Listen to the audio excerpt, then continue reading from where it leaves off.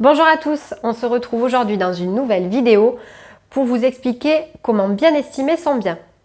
Le premier conseil qui me vient de suite en tête, c'est d'avoir recours à un professionnel de l'immobilier sur votre secteur qui, par sa parfaite connaissance du marché immobilier, saura vous donner une estimation précise. Bien sûr, certains d'entre vous ne font pas vraiment confiance aux agences immobilières en pensant que certaines des agences feront des estimations très élevées pour espérer obtenir un mandat de vente, d'autres les feront au rabais pour vendre le plus vite possible. Il est malheureusement vrai que certains ont recours à ces pratiques, mais heureusement, cela reste une minorité. Pour faire face à ce doute, vous pouvez faire appel à 2 ou 3 professionnels de l'immobilier pour vous réconforter sur la réalité des estimations rendues. Si vous regardez cette vidéo, c'est que vous aimeriez tout de même faire votre propre estimation. Je vais donc vous donner quelques conseils pour la réaliser vous-même. Vous pouvez utiliser tout d'abord la méthode par comparaison des biens en vente actuels. Pour cela, on fait le tour des différents sites d'annonces immobilières pour essayer de comparer des biens qui sont similaires aux vôtres.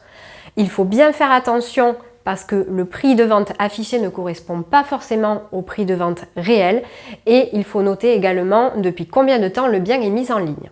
Ensuite, vous pouvez utiliser la méthode de comparaison par les biens déjà vendus.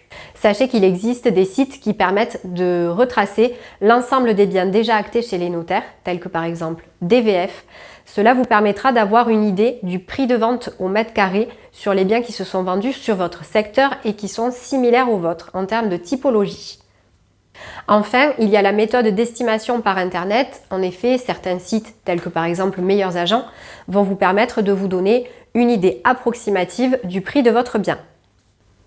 J'attire votre attention sur le fait que ces différentes méthodes sont à combiner. Elles vous aideront à avoir une idée du prix au mètre carré qui se pratique sur votre secteur, mais il faut bien prendre en compte qu'une estimation précise de votre bien prendra beaucoup plus d'éléments en compte. Par exemple, la rareté de votre bien, son potentiel, s'il y a des travaux à prévoir ou non, les prestations de votre bien ou s'il est par exemple atypique. Pour conclure, comme je vous le disais au tout début de cette vidéo, le meilleur moyen d'avoir une réelle estimation de votre bien restera de faire appel à un professionnel de l'immobilier sur votre secteur. Car il connaît la demande sur votre secteur, ce qui s'est vendu, ce qui ne se vend pas, surtout dans l'état actuel où le marché de l'immobilier est en évolution rapide.